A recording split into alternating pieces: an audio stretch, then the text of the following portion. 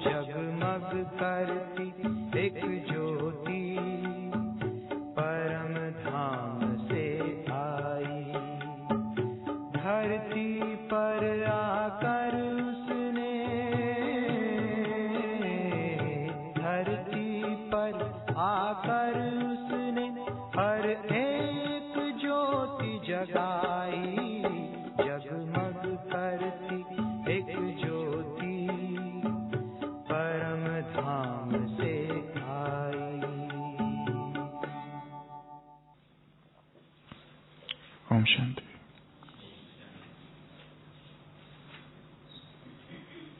हजारों वर्ष पहले कोई एक शहर जिसमें बहुत सारे मंदिर थे समुद्र में डूब गया और ऐसी मान्यता रही कि समुद्र के तट पर आज भी उन मंदिरों में जो घंटियां थी उनकी आवाज सुनाई देती है।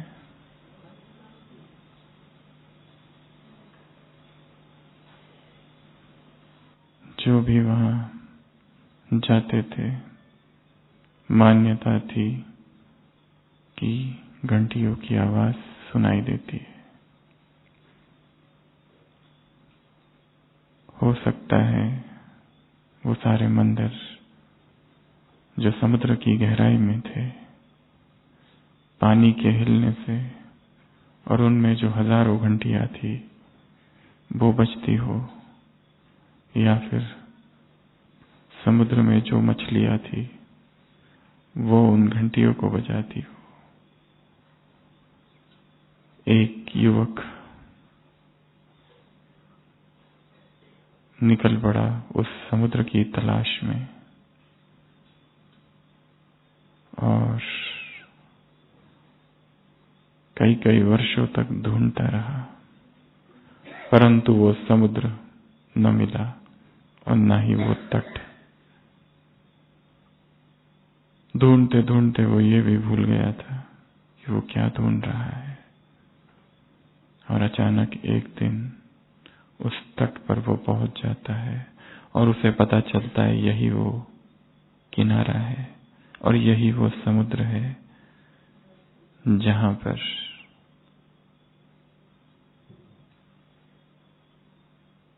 वो मंदिरों वाला देश डूब गया था। परंतु वो पाता है कि मंदिरों की आवाज, उन घंटियों की आवाज तो उसे सुनाई नहीं दे रही और वो वहीं बस जाता है और वहीं ठहर जाता है और रोज सुनने का प्रयत्न करता है कि कभी तो घंटियों की आवाज सुनाई देगी। परंतु समुद्र और समुद्र की कर्कश लहरें और उनका वो शोरगुल, इसके अतिरिक्त तो उसे कुछ भी सुनाई नहीं देता। वर्ष वर्षों तक उसी तट पर रहता कि शायद एक दिन वो आवाज सुन ले, परंतु आवाज सुनाई नहीं देती, केवल शोर। और एक दिन जब वो सो रहा होता है, आज एकदम शांत होता है चारों ओर, अचानक उसे उस समुद्र से उन मंदिरों के घंटियों की आवाज सुनाई देती है।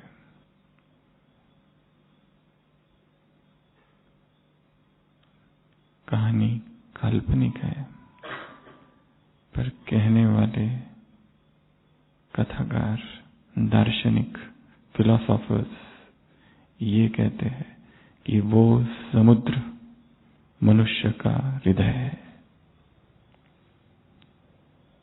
और उसकी गहराई में परमात्मा प्रेम की घंटियां है, जो कि वो समुद्र, वो शहर जिसमें बहुत सारे मंदिर थे, इसी समुद्र में डूब गए थे। और व्यक्ति इन घंटियों की आवाज को सुनना चाहता है पर नहीं सुन पाता, क्योंकि मन में ही इतनी हलचल है और मन में ही इतना शोरगुल है और मन में ही इतनी आवाजें हैं कि इन आवाजों के बीच उन घंटियों की आवाज सुना नहीं देती। जब व्यक्ति जाग जाता है, जब होश में आ जाता है, सारी निद्रा, प्रमाद, आलस्य, मोह, अज्ञान का आवरण हट जाता है, तब उस मौन में और उस एकांत में हृदय के तट पर उसे उन घंटियों की आवाज सुनाई देती है। वो घंटियां है परमात्मा मंदिर की, परमात्मा प्रेम की, परमात्मा आनंद की।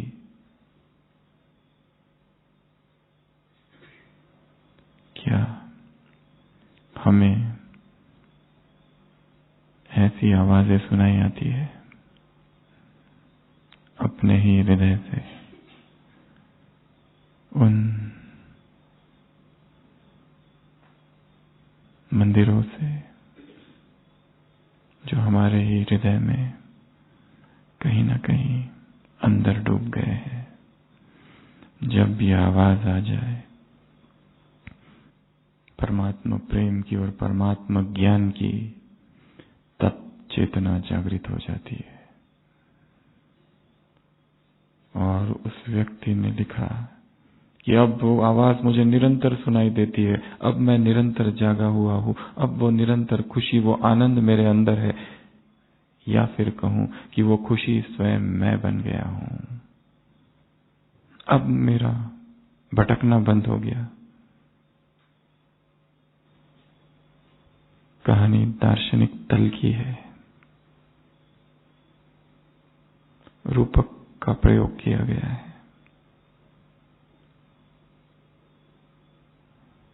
सामान्य बातों में गहरे अर्थ छिपे हैं। जब चेतना ऐसी जागृत हो जाती है, संपूर्ण निरंतर जागरण, एक टिक दीपक, तब क्या क्या हो जाता है? आज की मुरली से बाप दादा किसको देख रहे हैं? जगे हुए दीपकों को देख रहे हैं। तो इस दीपक की 5 विशेषताएं बाबा ने बताई है। और वो दीपक कौन है? हम। आत्मा स्वयं ही दीपक बन जाए। सबसे पहले तो दीपक निरंतर सनातन शाश्वत रूप से जगा हुआ हो। एक टिक जगे हुए दीपकों को बाप दादा देख रहे हैं। जगे हुए रहने की अवस्था अर्थात निरंतर ज्ञान बुद्धि में गूंज रहा है, निरंतर परमात्मा ज्ञान की घंटियों की आवाज सुनाई दे रही है। बेहोशी नहीं है, देहभान बेहोशी है, आत्माभिमान होश है। जब जब देहभान में चेतना जाएगी, बेहोश होगी। प्रश्न ज्ञान और अज्ञान से कम होश और बेहोशी का है। तो जब जब बेहोशी होगी, आवाज सुनना बंद हो जाएगा। जब जब बेहोशी होगी, दिया बुझ जाएगा। जागता हुआ दिया, एक टिक जगता हुआ दिया। ये समान है आज की मुरली से। हम सब कौन है? दिए है। बुझ नहीं जाना है। वातावरण में आंधी है, तूफान है, चहुओर हलचल है, चहुओर भूकंप है। ऐसी हलचल की अवस्था में दिया जलता रहे। लड़ाई निर्बल की बलवान से है, परंतु उस निर्बल में बल है समाया सच्चाई का रे। और तूफान क्या होगा अंत में? तूफान भागा रे मैदान से। ये लड़ाई है दिए की और तूफान की। तो जीत दिए की है, क्योंकि दीप दिया सदा जल रहा है। सदा जागरण की अवस्था है। सदा जागरण अर्थात निरंतर ज्ञान का मनन, निरंतर ज्ञान का चिंतन, निरंतर ईश्वरीय महावाक्य बुद्धि में गूंज रहे हैं। और जब ईश्वरीय महावाक्य बुद्धि से विलीन हो जाते हैं, तब व्यर्थ का साम्राज्य चालू होता है। चिंताएं चालू होती है, भटकाव चालू होता है, अज्ञान का आवरण आता है, अंधकार छा जाता है और फिर कुछ दिखाई नहीं देता है। तो हम कौन है? एक टिक जलते हुए दिए, दूसरा अचल दिए। कैसे दिए हैं? अचल। तीसरा निर्विघ्न दिए। चौथा अपनी रोशनी से विश्व को रोशनी देने वाले, अपनी रोशनी से आत्मा को जगाने वाले।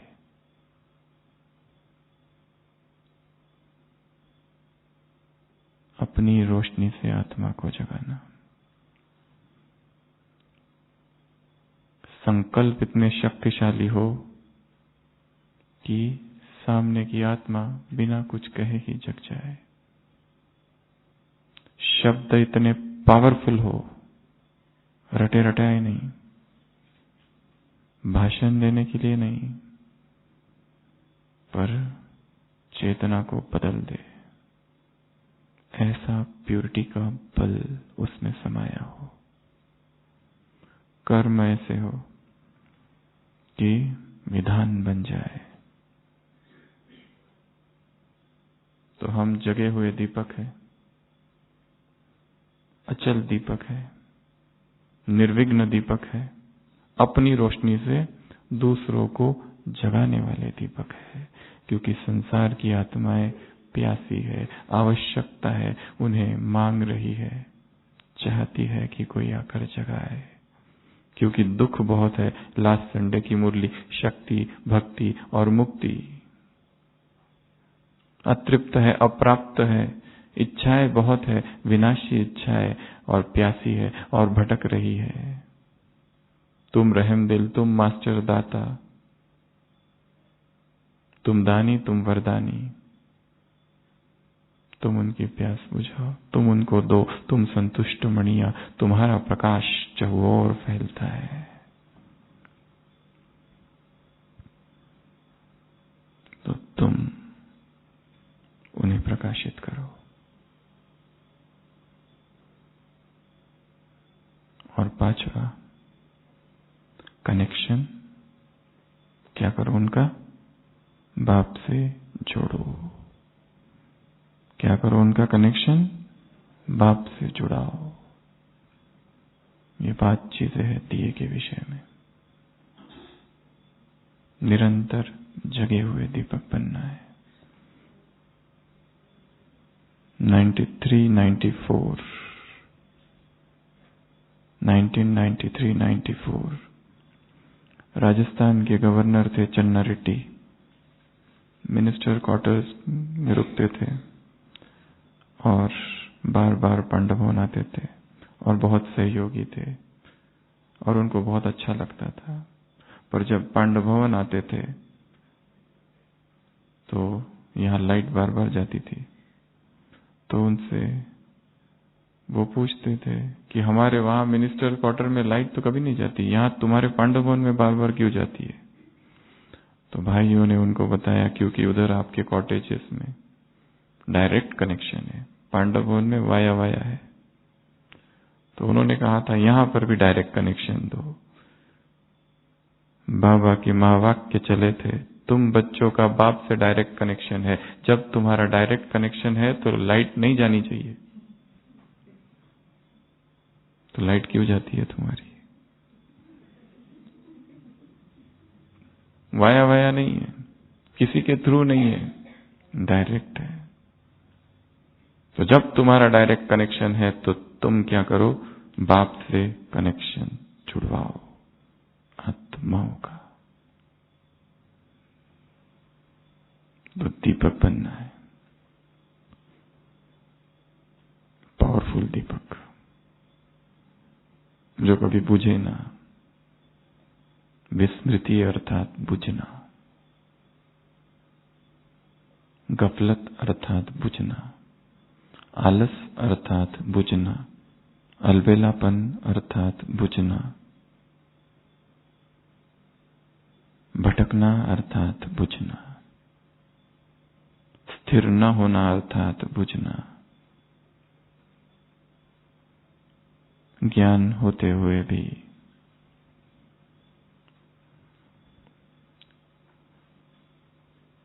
विस्मृति की अवस्था में रहना, समय की विस्मृति, किस स्थान पर बैठे हैं उसकी विस्मृति, युग कौन सा चल रहा है उसकी विस्मृति,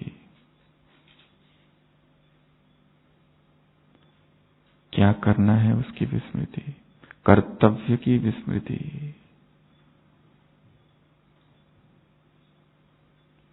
कल की मुरली में मम्मा ने कहा था, सबसे पहली मर्यादा है संपूर्ण निर्विकारी बनना, इसकी विस्मृति।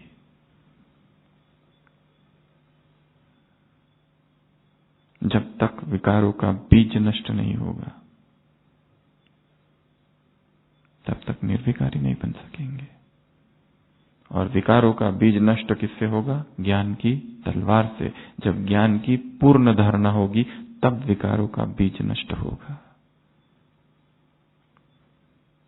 तो जागते हुए दीपक निरंतर खुद को जगा के रखना है, सोने नहीं देना है। सो जाना अर्थात भूल होना, सो जाना अर्थात गलतियां होना, सो जाना अर्थात पश्चाताप। करना नहीं चाहते थे फिर भी हो गया, ये भाव आना। सो जाना अर्थात बोझ। और ब्राह्मण आत्मा के लिए सबसे बड़ा बोझ है श्रीमत का उल्लंघन करना। जब जब आत्मा सूक्ष्म रीति से श्रीमत को तोड़ेगी, बोझ का अनुभव होगा। चाहे अपने आप को कितना भी समझा दे कि जो मैंने किया कोई बहुत बड़ी गलती नहीं है, थोड़ी सी है, परंतु श्रीमत के उल्लंघन करने का बोझ भारी बोझ है, खाता रहेगा आत्मा को अंदर से। तो मुरली में मुख्य दो ही समान है। पहली जो मुरली है, पहला दीपक और दूसरा मैं रूहानी योद्धा हूं, स्पिरिचुअल वॉरियर। एक योद्धा की क्या निशानियां होती है? रूहानी नहीं, संसार के। एक योद्धा शस्त्र, अस्त्र शस्त्र होते हैं उसके पास और अलर्ट होता है निरंतर। रात को सोता भी है, जरा सी आवाज आ गई तो सबसे पहला हाथ कहां जाता है? अपने शस्त्रों पर। कौन है? इतना चौकस चौकन्ना, अलर्ट रहता है, एवर रेडी रहता है। कभी भी कहां से भी ऑर्डर आ सकती है, यहां जाओ वहां जाओ। वो कहता है कि नहीं अभी मेरा टाइम नहीं है। उनके पास there is not to reason why, there is but to do and die. Army का नियम है there is not to reason why, ये मत पूछो क्यों, करो और मरो, ये नियम है। There is but to do and die. यहां क्यों जाना, वहां क्यों जाना, दाएं क्यों मुड़ू बाएं क्यों मुड़ू, ये नहीं पूछते हो। दाएं मुड़ तो दाएं मुड़, बाएं मुड़ तो बाएं मुड़, सावधान तो सावधान, विश्राम तो विश्राम। कठोर नियम होते हैं आर्मी के। तो मिलिट्री अर्थात अस्त्र शस्त्र, मिलिट्री मैन अर्थात अलर्ट, एवर रेडी, 3 हो गए। और डिसिप्लिन, अनुशासित जीवन होता है उनका। इतने ही बजे उठना है मतलब इतने ही बजे उठना है। ड्रिल करने वाले, मिलिट्री वाले क्या करते हैं? ड्रिल करते हैं हर दिन। जबकि युद्ध की कोई संभावना भी नहीं दिखाई दे रही है। युद्ध है नहीं, फिर भी ड्रिल जारी है रोज। क्यों? ड्रिल करने की क्या जरूरत है? प्रैक्टिस के लिए। नहीं तो प्रैक्टिस ही नहीं करेंगे और अचानक युद्ध हो जाए तो?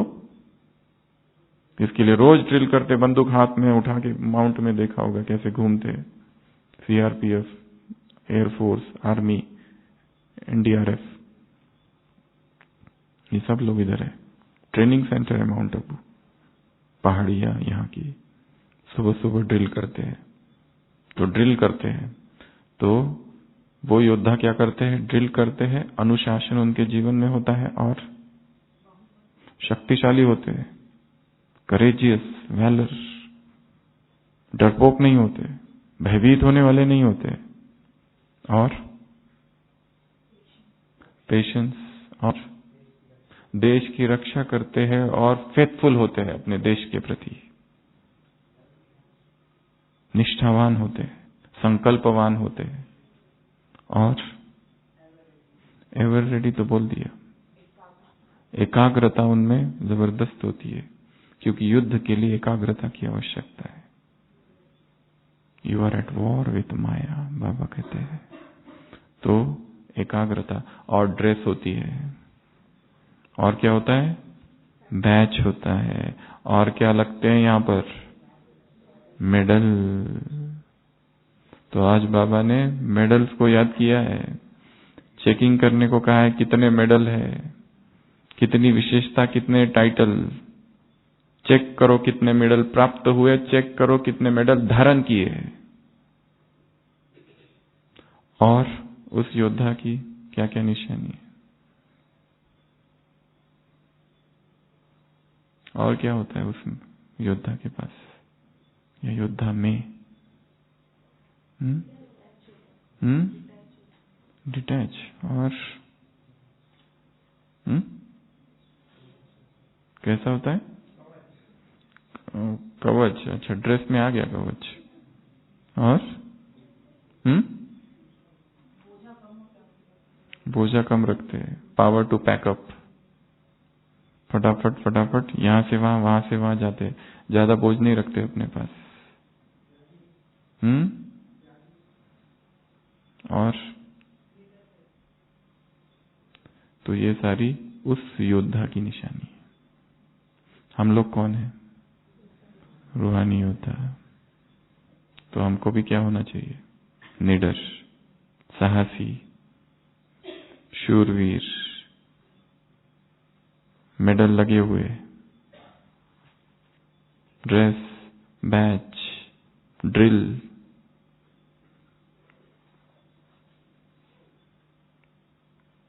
एवर रेडी, डिसिप्लिन, चौकस, निरंतर अलर्ट, और सारी दिशाओं को वो जानते, नॉलेजफुल होते हैं। तो आज बाबा के सामने बहुत सारे बच्चे बैठे हैं जो कि जा रहे हैं। तो जाने के समय वहां जाकर क्या करना है, इसकी ट्रेनिंग बाबा दे रहे हैं। यहां क्या किया और वहां क्या करना है। तो जो भी मधुबन आते हैं और फिर मधुबन से जाते हैं, उन्हें क्या करना चाहिए, उसकी ऐसी 9 बातें हैं आज की मुरली से। जो यहां क्या किया और यहां से अब जा रहे हो, ये जाना अर्थात क्या, इसकी परिभाषा। ये जाना अर्थात वहां जाकर करना क्या है, वो काम। वो जाना अर्थात यहां आकर किया क्या, वो सारे प्रश्न उसमें समाये हुए हैं। इससे पहले कि हम ये चालू करें कि वो कौन सी 9 बातें हैं, एक जापान में योद्धा था, इसके पहले भी एक बार सुनाया था, पर यहां बहुत सटीक है।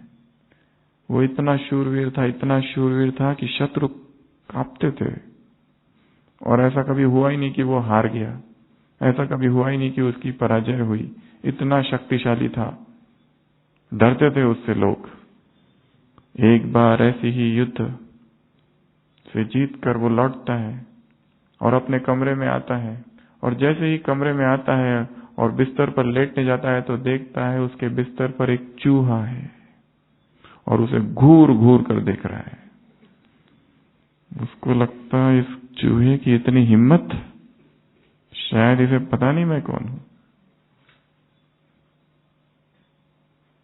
तो उसको डराने की कोशिश करता है, पर चूहा तो और जोर से घूर के देखता है।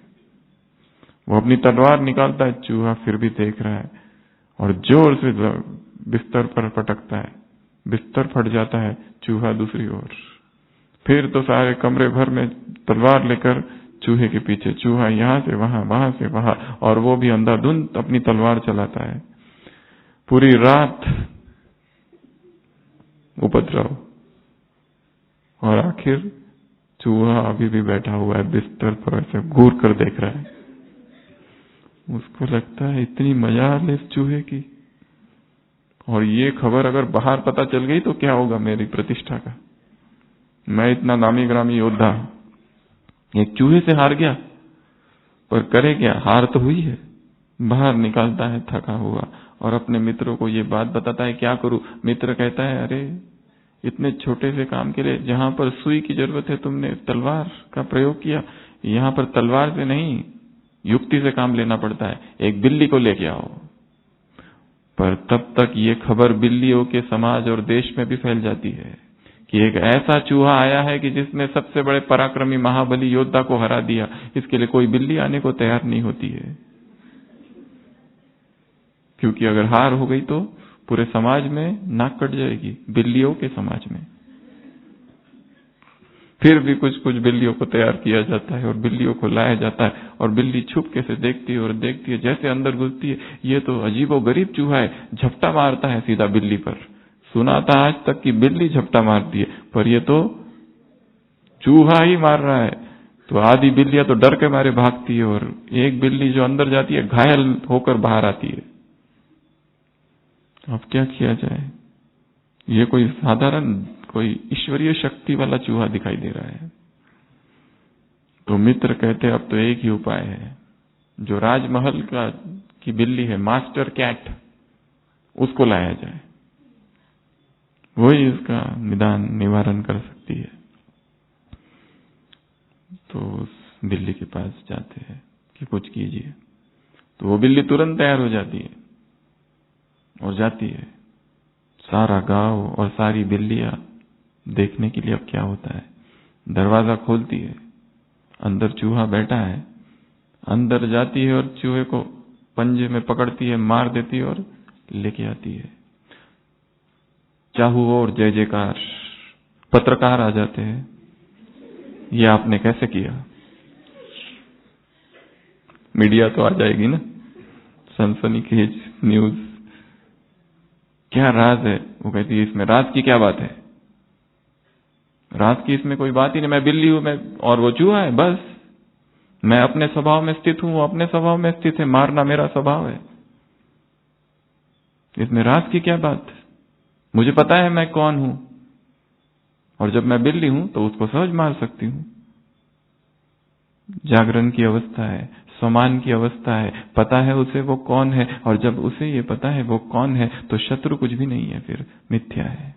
व्यर्थ ही मनुष्य विकारों से द्वंद्व कर रहा है। जैसे ही उसे पता चलेगा उसके साथ कौन है और वो कौन है, सारे विकार, माया विलीन हो जाएगी, समाप्त हो जाएगी। जब ऐसा जागरण घटेगा तब, जब ऐसा जगा हुआ एक टिक दीपक, अचल दीपक, निर्विघ्न दीपक, अपनी रोशनी से विश्व को रोशन करने वाला दीपक बन जाएंगे तब।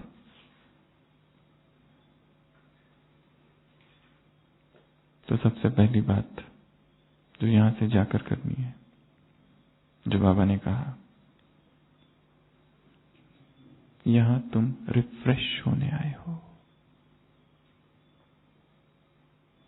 रिफ्रेश होने आए हो और रिफ्रेश होकर जा रहे हो। यहां रुकने के लिए नहीं आए हो, रिफ्रेश होने आए हो। यह सबसे पहली पॉइंट है। रिफ्रेश अर्थात सब लोग कहते हैं ना, मधुबन में आए हैं रिफ्रेश होने के लिए आए। तो रिफ्रेश होने का अर्थ क्या? हवा पानी, वातावरण चेंज, कमरा नया। रिफ्रेश अर्थात क्या? बहुत सारे शब्दों का प्रयोग किया है। बाबा ने मुख्य रूप से 3 बातें हैं, ज्ञान, शक्ति और सफलता। रिफ्रेश अर्थात पावरफुल, रिफ्रेश अर्थात शक्तिशाली, रिफ्रेश अर्थात पावर हाउस, रिफ्रेश अर्थात लाइट हाउस, रिफ्रेश अर्थात सक्सेसफुल, रिफ्रेश अर्थात पावरफुल, नॉलेजफुल। मधुबन में आना और रिफ्रेश होना अर्थात स्वयं को शक्तिशाली बनाना, ज्ञान योग से। मधुबन में आना, रिफ्रेश होना अर्थात स्वयं को ज्ञानी बनाना, अर्थात ज्ञान का जागरण, चिंतन का जागरण। मधुबन में आना, रिफ्रेश होना अर्थात सफलता। वो जो संस्कार इतने समय से पकड़ के था और छूट नहीं रहा है, मधुबन में आते ही सफलता प्राप्त हो गई उस संस्कार से मुक्ति में। ये है रिफ्रेशमेंट। इसे कहते हैं स्पिरिचुअल रिफ्रेशमेंट। खाली भोजन नहीं, खाली वातावरण नहीं, कहीं खाली संग नहीं, परंतु सिर्फ मधुबन में तुम आए हो रिफ्रेश होकर जाने के लिए, रुकने के लिए नहीं, जाने के लिए। और यहां तक कि जो यहां हमेशा ही रहते हैं उनके लिए भी मधुबन रिफ्रेशमेंट है। बाबा के 4 धाम की सूक्ष्म में यात्रा करना। जो यहां रहते हैं वो भी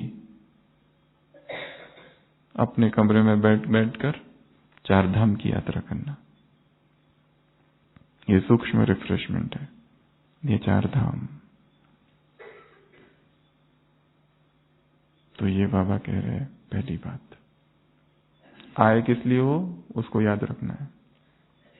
घूमने फिरने के लिए नहीं, इधर उधर की बातें करने के लिए नहीं, व्यर्थ चिंतन पर दर्शन करने के लिए नहीं। यहां पर आए हैं रिफ्रेश होने के लिए, अर्थात सक्सेसफुल होने के लिए, लाइट हाउस बनने के लिए, माइट हाउस बनने के लिए, शक्तिशाली बनने के लिए, पावरफुल बनने के लिए, नॉलेजफुल बनने के लिए। क्या ऐसा ही होकर बनकर जा रहे हैं, या जैसे आए थे वैसे ही खाली?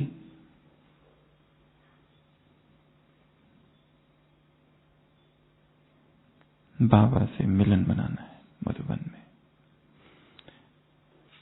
एक समय था 88 में, बाबा 7 बजे आए थे और दूसरे दिन 7 बजे गए थे। 12 घंटे। कितने मिनट हो गए? मिनट कितने हो गए?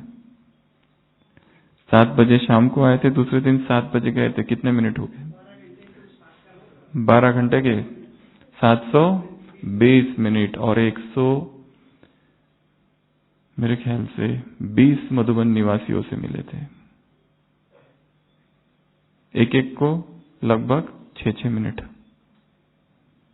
वो भी दिन थे और अब ये भी दिन है कि पुराना ऑडियो चलेगा।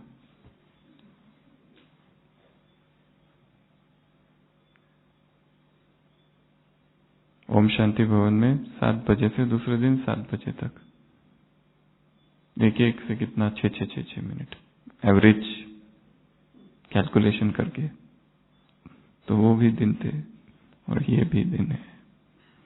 तो सबसे पहली बात रिफ्रेश। दूसरा, यहां से जा रहे हो दूसरी आत्माओं को यहां लाने के लिए। यहां से जा रहे हो किस लिए? इस परिवार की जो आत्माएं हैं उनको अपने घर लाने के लिए वापस।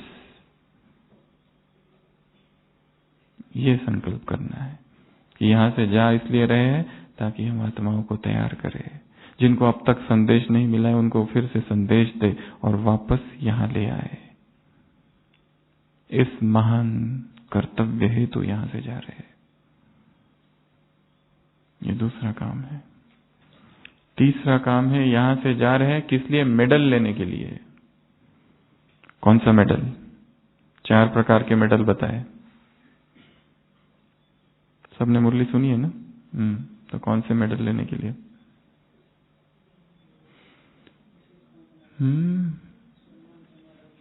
स्नेह का मेडल, सहयोग का मेडल, समीपता का मेडल और संपूर्णता का मेडल।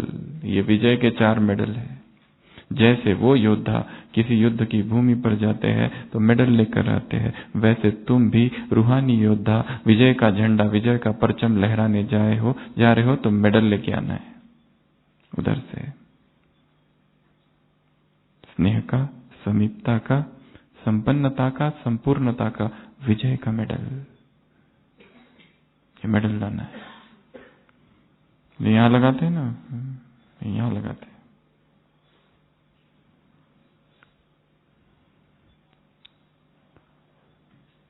वो पिंटू के पिता उससे पूछते हैं, पिंटू तुमने ये मेडल क्यों लाया? तो वो कहता है गीत गाने के लिए के बाद मुझे मिला। तो पिता पूछते हैं 2-2 क्यों मिले? वो कहता है गीत इतना अच्छा गाया इसलिए 2 मिले, पर फिर एक छोटा और एक बड़ा क्यों है? वो कहता है गीत गाया इसके लिए छोटा मिला और गीत बंद करने के लिए बड़ा वाला मिला, 2 मेडल। तो उल्टा मेडल नहीं लाना है।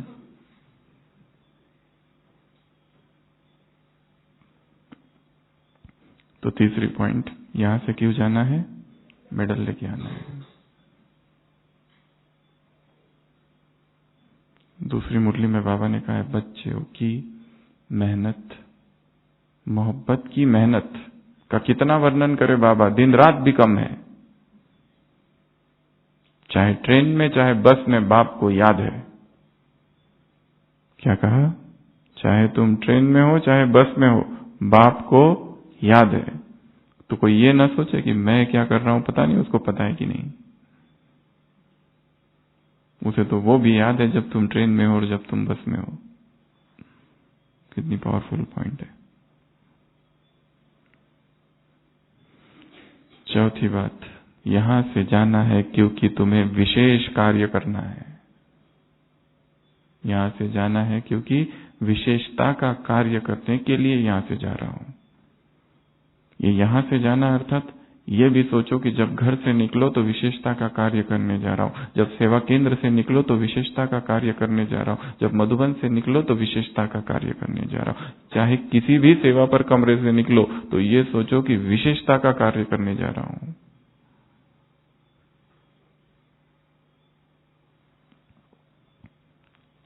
पांचवी पॉइंट, ऐसा कोई कार्य है जो ड्रामा में छिपा हुआ है, जो अब तक छिपा है पर ड्रामा में नूंद है, वो करने जा रहा हूं। जो प्रत्यक्ष होना है, जो अब तक छिपा हुआ है।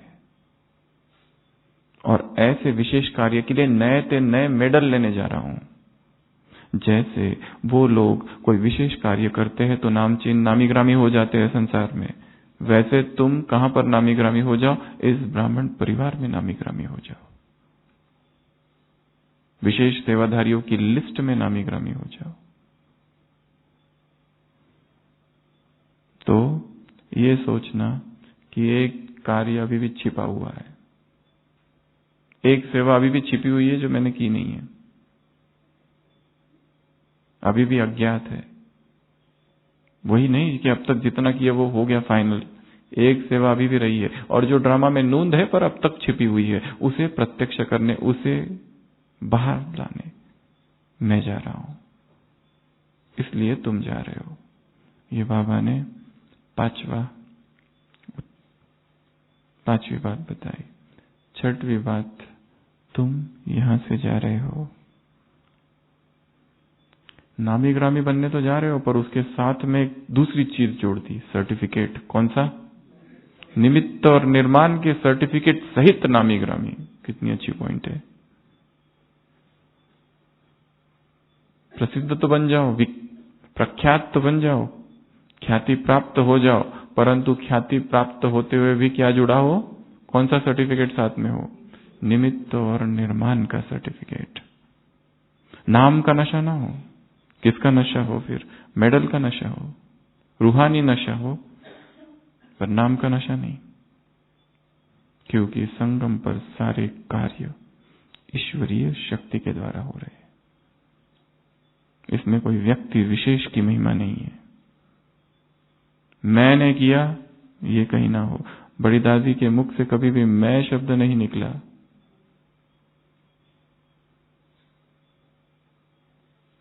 वरिष्ठ भाई बताते कभी कभी सेंटेंस भी बिगड़ जाता था क्योंकि मैं का प्रयोग नहीं हो रहा है उसमें।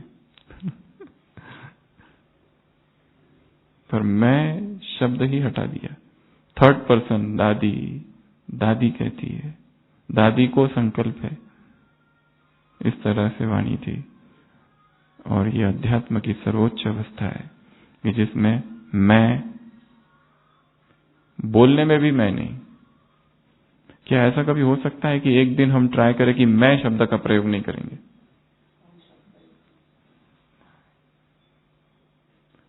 और बचाव के लिए हम शब्द तो है ही, क्योंकि बिना मैं शब्द तक बोले कैसे?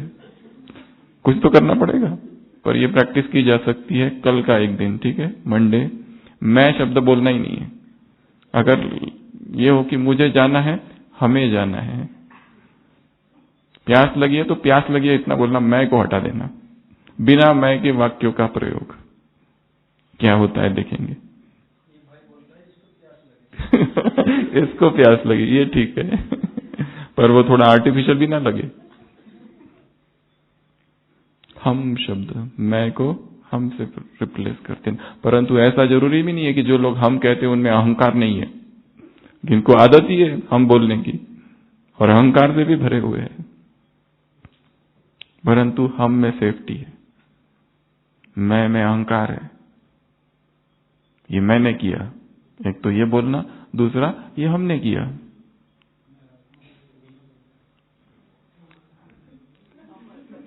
वो योग में बोलना मैं आत्मा, योग में नहीं तो हम आत्मा है। ये भी योग करके देख सकते हैं कि हम आत्मा है, हम परम धाम से हैं, हम अभी यहां जा रहे हैं, हम वहां जा रहे हैं। तो मैं विलीन हो जाना तपस्या है, मैं का गिर जाना ही अध्यात्म है। तो छठवां है सर्टिफिकेट कौन से सहित, निमित्त और निर्माण सहित सर्टिफिकेट। कौन सा? बाबा कह रहे, ये एक ऐसी मूर्ति है कि जिसमें बाबा कह रहे प्रसिद्ध हो जाओ। हमेशा कहते हैं नाम वांछन की इच्छा छोड़ दो, इसमें कहते हैं कि तुम्हें नामी ग्रामी बनना है। पर ये लाइन जोड़ दी, अब नामी ग्रामी बनो, पर निमित्त निर्माण के सर्टिफिकेट सहित नामी ग्रामी बनो। ये छठवां। सातवां विजय। तुम्हारी विजय निश्चित है। यहां से जा रहे हो, बाबा पहले ही कह रहे हैं कि विजय हुई पड़ी है। ऐसा हो नहीं सकता कि तुम्हारी विजय हो नहीं, होगी नहीं, पहले ही विजय हुई पड़ी है। विजय समारोह, जैसे वो विजय समारोह मनाते हैं, ये विदाई नहीं बधाई है, वैसे केवल रिपीट करना है। ये सोचना है विजय तो पहले से निश्चित है, अभी केवल क्या करना है, रिपीट करना है, बस निमित्त बन के कर देना है और मेरी ही विजय होगी। जीत पर इतना विश्वास, विक्ट्री पर इतना विश्वास कि ऐसा हो ही नहीं सकता कि मेरी विजय ना हो। भगवान कह रहा है मेरी विजय होगी। तिलक उसने दिया है, तो वो अविनाशी तिलक, विजय के तिलकधारी बनकर जाना है यहां से। तो ये सातवां। आठवां, यहां से जाने का कारण, क्यों जाना है यहां से? पुण्य करने के लिए, दान करने के लिए। क्योंकि तुम्हारे पास क्या है? कौन सा खजाना? अखूट खजाना, अविनाशी खजाना तुम्हारे पास है, अखंड महादानी बन। इस खजाने को दान करने के लिए तुम यहां से जाओ, अधिकारी बनकर। और उसमें भी 3-4 चीजें बताई। यहां से जाकर कौन सी सेवा करो? या तो चाहे तो सेंटर का जो स्थान है उसकी वृद्धि करो, या तो खुद सेवा ऐसी करो कि जिससे बाप का नाम बाला हो जाए, या तो दूसरी आत्माओं को निकालो जो बाप का नाम बाला करे, या तो फिर बड़ा ग्रुप यहां लेके आओ। ये 4 काम बताए, यहां से जाते जाते करो। या तो खुद बड़ी सेवा करो, या दूसरे ग्रुप को लेके आओ, बड़े ग्रुप को लेके आओ, या ऐसी आत्माओं को तैयार करो जो बड़ी सेवा करे, या तो स्थान की वृद्धि करो। ये 4 काम बोले हैं। तो यहां से जाना अर्थात इतना भर के जाना कि दूसरों को क्या करे, दे सके। हमें देना है दूसरों को।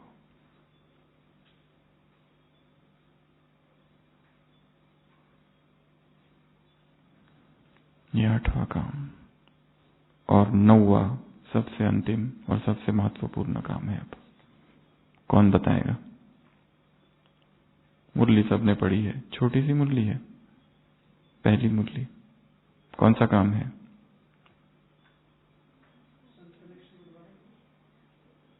नौ बातें, उसमें से 9वां पॉइंट, लास्ट पॉइंट मुरली की। यहां से जाते हो तो कमजोरियों को क्या करके जाना है? मधुबन में स्वाहा करके जाना है। अगर कोई विशेष कमजोरी है तो विशेष टाइम निकालो उस कमजोरी को स्वाहा करने के लिए, क्योंकि मधुबन में आने का अवसर बार बार नहीं मिलेगा। और जब अवसर भाग्य ने, ड्रामा ने और नियति ने दिया है तो लाभ उठाना है उसका। ऐसी कोई कमजोरी है जो सारे प्रयत्न करने के बाद भी नहीं जा रही है, चाहे सेवा केंद्र में रह रहे या घर में रह रहे।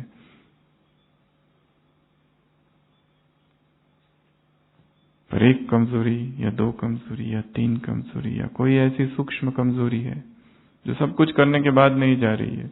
बाबा कह रहे विशेष प्रोग्राम बनाओ, विशेष समय निकालो उसके लिए और स्वाहा करो उसको इस महायज्ञ में। यहां पर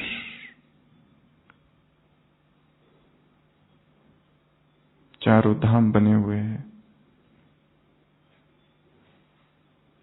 इन चारों धामों में गहन तपस्या करनी है।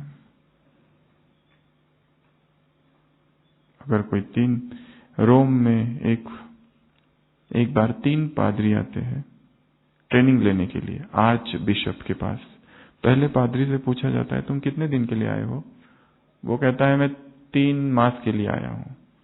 तो उसको वो आर्च बिशप कहता है कि शायद तुम थोड़ा बहुत सीख लोगे। तो दूसरा डर जाता है, वो कहता है मैं तो उससे भी कम समय के लिए आ रहा हूं, फिर मैं क्या सीखूंगा?